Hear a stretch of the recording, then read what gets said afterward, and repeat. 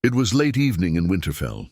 The sky had turned orange, and the air smelled of wood smoke and snow. Lord Eddard Stark sat quietly near the window, holding a sealed letter. The seal was broken. It had already been read, but not forgotten. The letter was from Jon Arryn's old squire. It said Jon Arryn had been murdered, not fallen sick. And worse, it claimed that Queen Cersei and her twin brother Jaime were hiding a dangerous secret about their children. The letter asked Ned to be careful, and not to trust the Lannisters. Ned looked at the fire. His hand tightened around the letter. If Jon Arryn was killed for asking questions, he thought, I might be next. Just then a raven came from the south. Another letter. This one was unexpected. It came from Stannis Baratheon, Robert's brother, and it confirmed everything. The children were not Robert's. They were Jaime Lannister's. Ned froze. He felt the weight of duty on his chest. He had served Robert for years, fought beside him in rebellion, and bled for the realm. But now the truth stood tall and ugly before him. That night he did something he never thought he would. He wrote to Robert. My king, the letter began, there is a truth you must hear. It is about your wife and your throne. He didn't send it by raven. He sent it by Jon Snow, his own blood, though the world believed otherwise. Ride fast to King's Landing, Ned told Jon. Give this to the king himself. Trust no one. Not even the guards. Jon was confused. Why me, father? Because you are brave, and because I need someone who won't be bought or broken, and because you are more than you know. Jon didn't understand the last part, but he didn't argue. He took Ghost, his sword, and rode south in the dark. In King's Landing, Robert Baratheon was drunk again. He was laughing loudly with whores, talking of battles past, while his kingdom burned with secrets. Jon reached the Red Keep by nightfall. He was not allowed inside at first, until he gave the guards the name Stark. That opened doors. He handed the letter to Sir Barristan Selmy, who read it with shaking hands. This must go to the king immediately, he said. Robert read it the next morning, alone. By the time he finished, his hands were trembling. She lied to me. All these years, he whispered. His face turned dark. That witch. And her brother.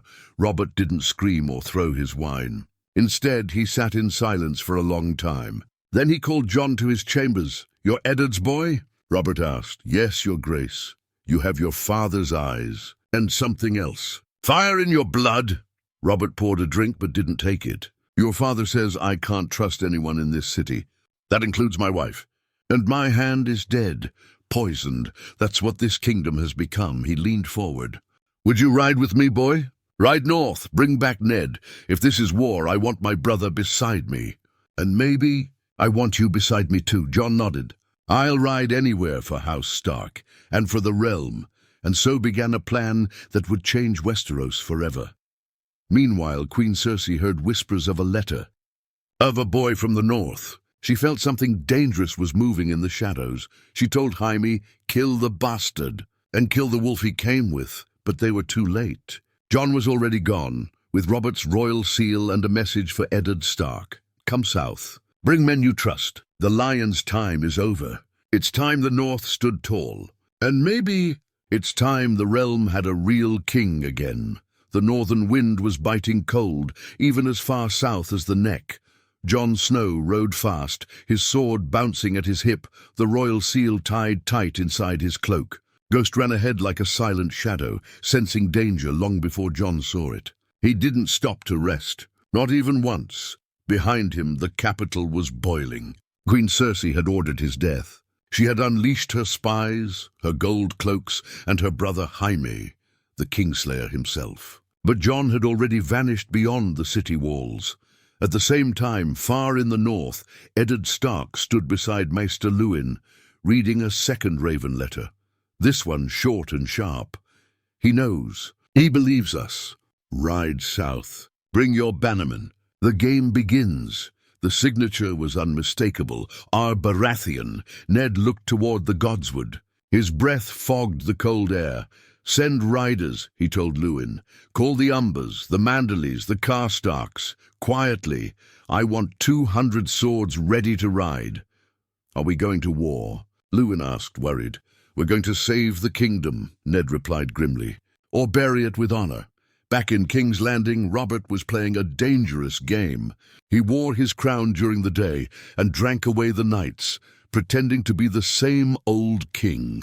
But his heart was different now. The truth had poisoned his love for Cersei, his trust in his council, and the lies of his reign. Only one man knew his plan, Barristan Selmy, the old knight whose loyalty went deeper than fear. "You shouldn't stay here, your grace," Selmy warned. "The Lannisters will act soon," Robert nodded. "Let them. I have lived too long hiding behind whores and wine. I was a warrior once. It's time I become one again." Selmy looked at the king closely. "And if the boy you sent fails?" Robert smiled bitterly.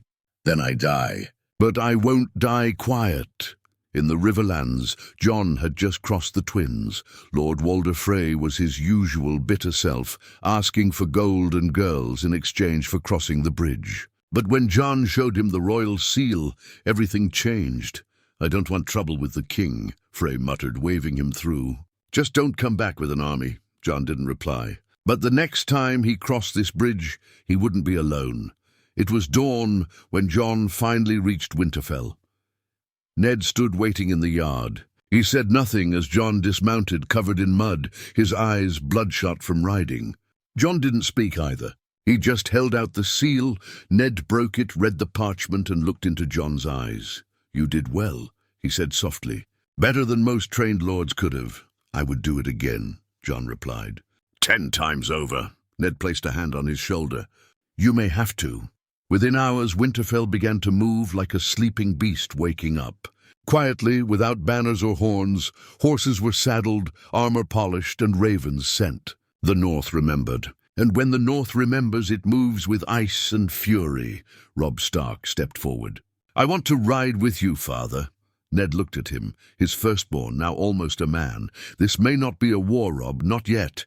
But it's a fire. And once you're in it, you either burn or burn others." Robb didn't blink. "Then I'll burn beside you," Ned nodded. "Then ride." With honor, Jon watched the exchange, something stirring in him. He wasn't just a bystander anymore.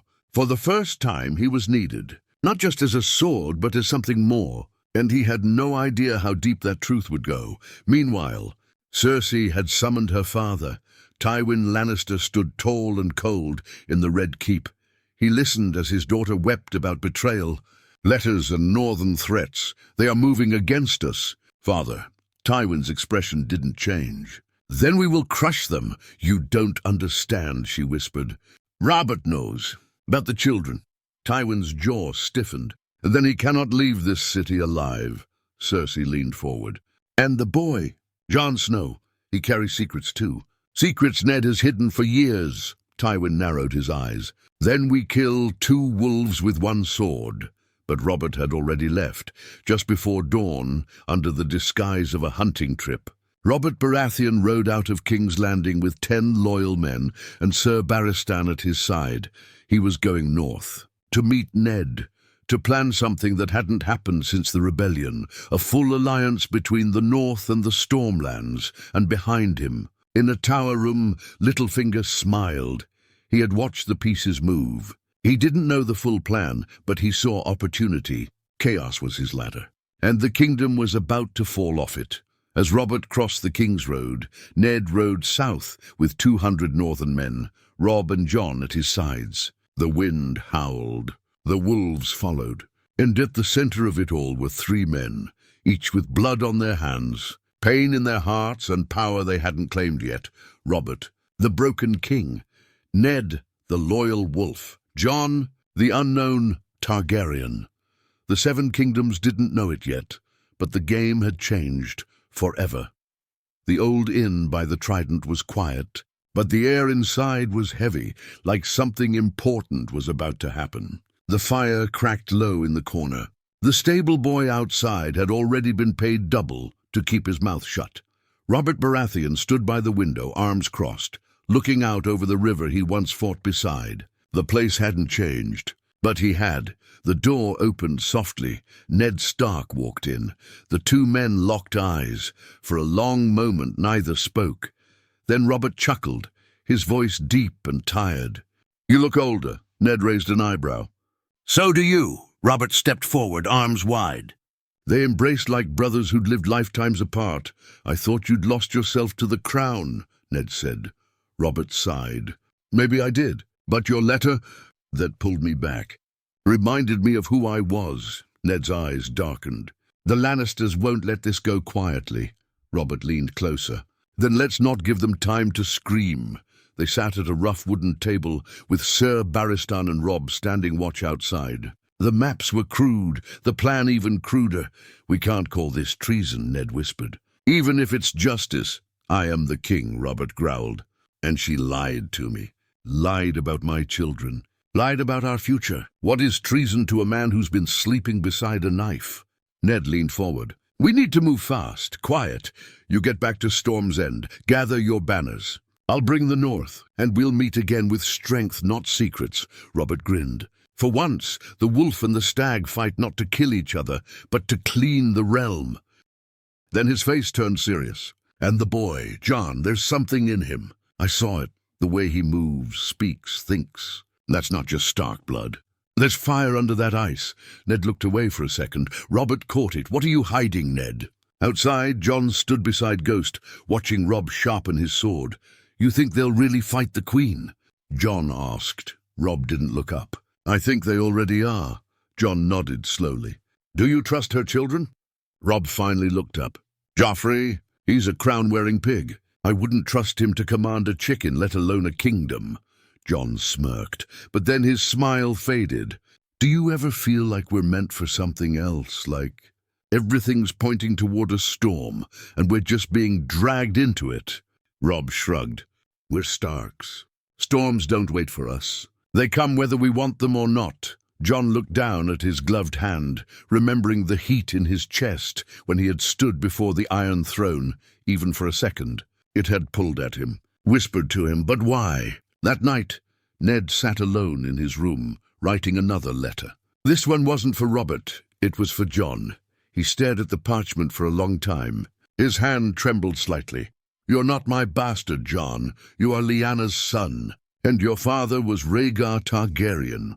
The ink bled slightly as he wrote it. He sealed it and slid it into a leather pouch. "Not yet," he whispered. Back in King's Landing, the Queen's rage had turned to fear. Cersei slapped Jaime across the face. "You let the boy escape. Robert is missing. Ned is raising troops. Are you that stupid?" Jaime rubbed his cheek. "I didn't think Robert would have the spine to move." "Well, he has," she hissed. "And he's taking that wolf pup with him." Tywin had already begun preparing. Gold was moved. Mercenaries contacted. Ravens flew to Harrenhal and Casterly Rock. The Lannisters would not be caught sleeping. Cersei stood at her window, her voice low and cold. "If Robert wants war, we'll give him one. But we'll make sure the wolf cub dies first. Then the stag, and we'll mount their heads on spikes outside the Red Keep." Meanwhile, the whispers began. In dawn, Oberyn Martell heard of the chaos. He smiled like a man who had waited years for vengeance. In the Vale, Lisa Arryn refused to act, but Littlefinger whispered promises into her ear. In the north, Wildlings sensed the silence beyond the wall.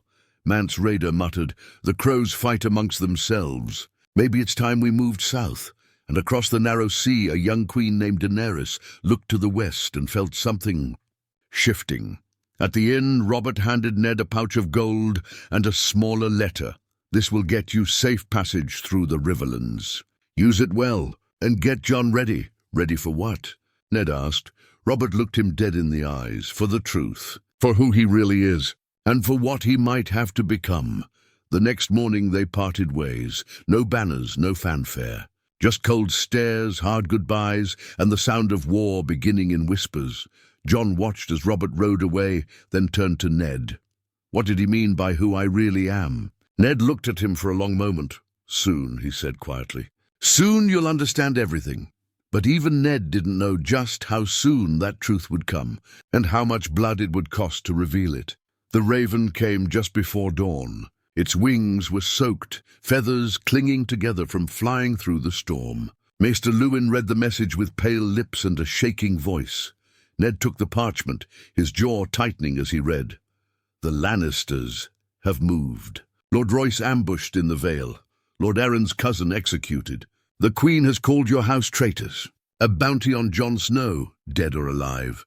Robb punched the stone wall. She wants war. She's got it. Jon stood still, the fire in his chest now roaring, twisting. Why me? He asked. Why does she want me dead? Ned didn't answer. Not yet. He couldn't. Not when half the kingdom didn't know who Jon really was. But time was running out, and secrets, like swords, could only be kept sheathed for so long. Down south, Cersei stood before a council of silence. No Varys, no Baelish. Just Tywin, Jaime, and a Lannister-controlled Maester Pycelle. The wolf marches, she said coldly. The stag gathers allies. And now the bastard boy rides with both. He is the crack in their wall. Remove him, and it all falls apart. Tywin raised an eyebrow. You want Jon Snow assassinated? I want him erased, she snapped. No songs, no glory, no name left behind. Jaime leaned back in his chair, unimpressed. You know who protects him, right? Eddard Stark and Robert Baratheon. Two names not easily crossed, Tywin spoke, voice like stone. Then don't cross them. Cut around them. Later that night, in the back alleys of King's Landing, gold changed hands. Whispers passed between cloaked men. An assassin left the city with one name in his heart, Jon Snow. Meanwhile, Jon and Robb rode through the thick woods near the Neck, leading a small force to meet a northern bannerman who had yet to declare sides. The Crannog men. We'll need every blade, Robb said. We need truth more than swords, Jon replied, gripping his reins. Robb looked at him. What truth? Jon hesitated. Nothing. Just a feeling. But it wasn't just a feeling anymore. It was burning. That night Jon couldn't sleep. He sat by the fire, staring at the flames. They danced like whispers curling toward him. He heard things. Dragons, screams, a woman's voice calling his name from smoke. He gripped his head, sweat on his brow. You all right? Asked a voice behind him. It was Samwell Tarly. They'd found Sam at the edge of the wall, traveling south after running from Castle Black, carrying news. The dead were rising. But now he was simply a friend. Jon nodded barely. You ever feel like you're not who people think you are? Jon asked. Sam tilted his head. Every day. Jon looked at him, eyes serious. No, I mean it. Sometimes I dream of dragons, of fire, of a throne I've never seen but know in my bones. And I don't feel like a Snow, I feel like something else. Sam blinked, realizing something. I found a book in the Night's Watch library, he whispered. Old records. Rhaegar Targaryen married Lyanna Stark, in secret. That would make their child... Jon's breath caught. A Targaryen, Sam finished. The name felt like a hammer to Jon's chest. Everything slowed. Then the fire beside them went out. Steel flashed in the dark. An arrow flew. Jon moved fast, too fast. His blade caught the assassin mid-swing. Ghost lunged from the shadows, tearing flesh. Another came from behind. Robb's sword met him. It was an ambush, 4 men, silent, trained, but not fast enough. Jon fought like someone else, like he'd done it 100 times in another life. His sword, Longclaw, sang as if it remembered who it truly belonged to. When it was over, 3 were dead. 1 remained, bleeding on the ground. Robb knelt. Who sent you? The man coughed blood. A golden lion, with a mother's rage. Then he died. Jon stood still, covered in blood. But it wasn't fear in his eyes. It was fire. He turned to Ned, who had just arrived with backup. Tell me, Jon said. Now. Ned hesitated, then nodded. He pulled the sealed letter from his cloak. The one he had written. The one he had dreaded giving. Jon opened it with shaking hands. Silence. Robb watched him, confused. Jon stared at the paper like it was written in Valyrian fire. I'm not your son, he whispered. I'm Lyanna's. Ned placed a hand on his shoulder. You were born in Dorne, in blood and war. Your name is Aegon Targaryen. And the throne you dream of, it's yours by right. Jon dropped to his knees, not from pain, from the weight of destiny. Far away, in Dragonstone, A priestess in red opened her eyes. She had never seen the north in her flames, until now. "Azor Ahai," she whispered, and in King's Landing, Cersei felt a chill she couldn't explain. For the first time in years, she felt fear, not from armies, but from a name she thought buried with fire and ash. Targaryen. Jon didn't sleep that night, not because of fear, not even because of the assassins that had tried to take his life hours earlier. No, he didn't sleep because the truth refused to let him Aegon Targaryen. The name didn't fit on his tongue, but it burned in his mind like wildfire. It sounded like something from a book, from a tale passed down in hushed voices, not something a bastard raised in the north should carry. He stood by the riverbank as the moon reflected off the water, ghost pacing near him. Behind him, Robb approached slowly, cautious now. "You're him." "The Dragon Prince," Robb said, voice unsure. Jon didn't turn. "I don't feel like a prince." Robb's eyes narrowed. "But you're the heir." Jon finally looked at him. "That's not what matters." Robb nodded once. But something in his eyes changed. Not hatred, not jealousy, just distance. It was the first crack in their bond. By morning the camp had changed. Men whispered. Some bowed to Jon, others avoided his gaze. Ravens had already flown out, some carrying the truth to Robert, others to unknown eyes. Ned called a war council. Inside the largest tent, maps were unrolled. Pins stabbed into the Stormlands, the Riverlands, and the Crownlands. Robert's march was steady. He was gathering Stormlords at Bitterbridge and would meet them in 3 days' time. But Ned's focus was on something else. "The Lannisters are preparing a strike on Riverrun," he said. "If they take the Tullys out early, we lose the Riverlands." "We can't fight 3 wars," said Great Janumber. "We don't need to," Ned replied.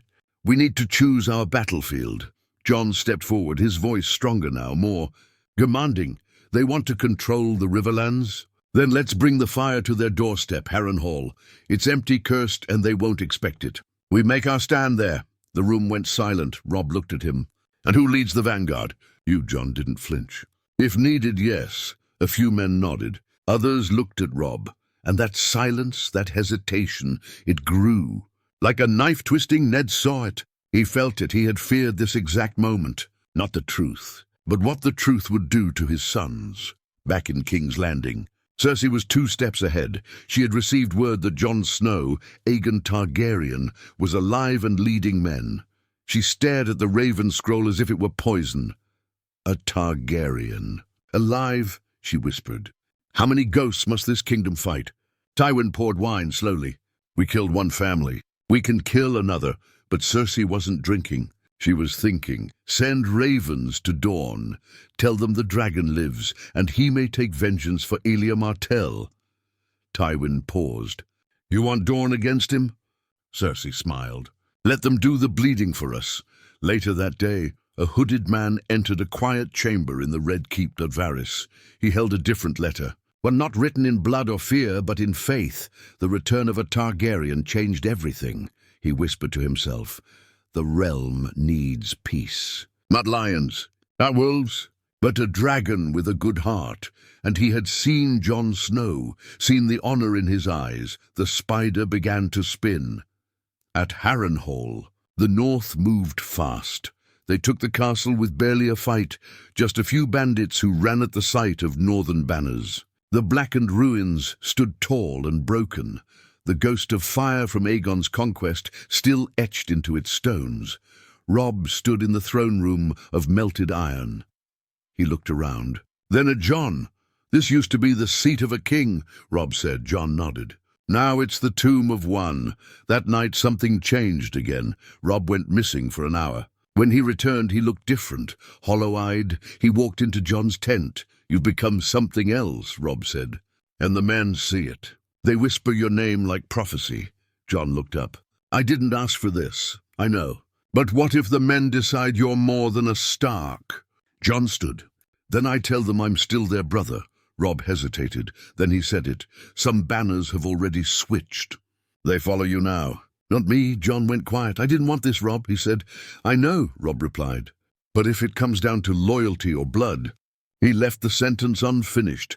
2 days later, as they prepared for Robert's arrival, a betrayal struck. In the middle of the night, one of their own, Sir Waymar Blackwood, loyal to the Tullys, opened the gates. Lannister riders charged in, fast and silent. Steel clashed. Men screamed. Jon woke to fire. He fought barefoot, half-dressed, but his blade knew what to do. Ghost leapt into the chaos, tearing flesh. Robb was already in the yard, leading men. Face streaked with blood. They pushed back the Lannisters, but not before they left a message. A banner burned. The dire wolf, a warning. By dawn they counted the dead, 16 men. A cook, a boy, and there Rodrik Cassel, Ned's most loyal knight. Ned knelt beside Rodrik's body, closed his eyes. This was meant to divide us, he said, and it had, because not far from the yard, Robb stood staring at Jon across the smoky ruins, and in that silence, you could feel it. The Brotherhood had cracked, not by hate, but by fate. Thunder rolled over Harrenhal like drums of the gods. Clouds hung thick and low, painting the castle in shadows. Rain fell in heavy bursts, drenching banners and drowning whispers. But inside, in the shattered hall once melted by dragonfire, the true storm had just begun. Robert Baratheon arrived before dawn. His armor was scratched, his beard wild, but his voice still carried like thunder. Where is he? Robert barked, stomping through puddles of blood from the earlier attack. Ned met him first. He didn't smile inside. With Robb, Robert paused. And how bad is it? Bad enough that they don't call each other brother anymore. Jon stood near the great hearth, staring at the flames like they could answer the question burning in his chest. The truth had not set him free. It had split him open. He was Aegon Targaryen by blood, but Jon Snow by every choice he had ever made. Behind him, Robb stood with arms folded, staring at the torn Stark banner that had survived the night's ambush. He hadn't spoken to Jon since the betrayal. Since the men began calling him the true-born king, Robert entered with heavy steps. "You look like your father," he said to Jon. "Not just Ned, Rhaegar." Jon turned, unsure whether to feel honored or cursed. "I didn't know him," Jon said. Robert took a breath. "I did. And he wasn't the monster they made him out to be." That silenced the room. Rhaegar was gentle, too gentle for war, but smart. He read prophecy like others read battle plans. When he disappeared with Lyanna, I thought it was kidnapping. I thought it was war. Robert's voice cracked. But maybe it was love. Ned looked down. "I let you carry the lie because the truth would have killed you," he said to Jon. "And maybe the realm too." Jon swallowed hard. "And now?" Robert looked at both boys.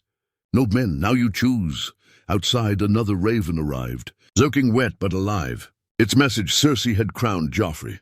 The Iron Throne was no longer empty. Gold cloaks patrolled the streets, and the sept had been burned to the ground, with hundreds inside. "She's desperate," Robert said, "which means she's dangerous."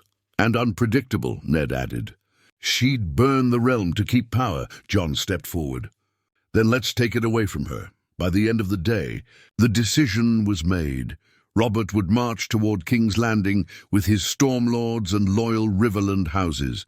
The north, under House Stark, would flank from the east, but the center, the tip of the spear, would be led by Jon, not as Snow, not as bastard, not even as Targaryen, but as Warden of the Realm, the sword the people would follow. Even Robb, though cold and silent, gave his nod. "We need to win," he said flatly. "And they'll follow you." Jon didn't thank him. He just looked him in the eye. "I'm still your brother," he said. Robb didn't reply, but that night he fought harder than any man drilling in the yard. The march began. Thousands moved under grey skies. Stags, wolves, and broken men who no longer cared about names, but followed honor, and far to the south. Cersei stood atop the Red Keep, watching the storm move toward her. "Let them come," she hissed. "I have wildfire. I have gold. And I have nothing left to lose." Behind her, Qyburn whispered of assassins, hidden caches, and darker things buried beneath the city. But what she didn't have was the people. 3 weeks later, the armies clashed outside the gates of King's Landing. The Battle of Black Ash, they would call it, because when the wildfire trap Cersei set exploded, the sky turned green. Then black, thousands died in the first blast. But Jon, riding with Ghost at his side and Longclaw in hand, broke through the flank. Robb fought beside him, and Robert, wounded by a bolt to the shoulder, still charged the gates like the warrior he once was. They took the city, not because they were stronger, but because the city opened the gates to them. The people chose them. They had had enough of lions. Cersei was found in the throne room, crown askew, blood on her hands. She didn't cry. She didn't beg. She only whispered as they dragged her away. Even dragons burn. A week later, Jon stood in the throne room. The Iron Throne sat before him cold and silent.